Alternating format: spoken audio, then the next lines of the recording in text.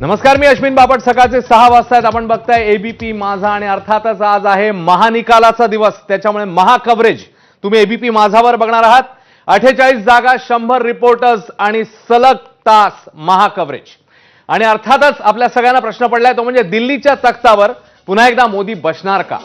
मोदींच्या विजय रथाला इंडिया आघाडी ब्रेक लावणार का?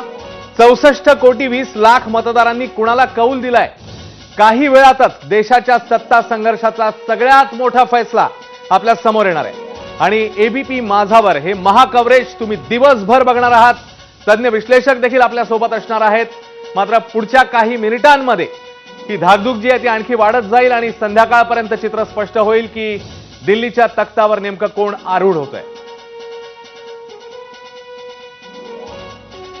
तेव्हा 64 कोटी 20 लाख मतदारांनी कौल तर दिलेला आहे, मात्र तो कौल कुणाच्या बाजूनी आहे पुढच्या काही तासांमध्ये चित्र स्पष्ट होणार आहे. पंतप्रधान मोदी हे हॅट्रिक करणार का इंडिया आघाडी त्यांना धक्का देणार आणि इंडिया आघाडी सत्तेवर स्वार होणार? पुढच्या काही तासांमध्ये हा फैसला अपेक्षित आहे. महाराष्ट्रात देखील अनेक ठिकाणी अतिशय इंटरेस्टिंग लढती आहेत. त्या ठिकाणी नेमकं काय होणार आहे? प्रस्थापितांना धक्का मिळणार आहे का प्रस्थापित आपलं वर्चस्व जे आहे ते राखतील? हे सगळं आपल्याला पुढच्या काही तासांमध्ये स्पष्ट होणार आहे.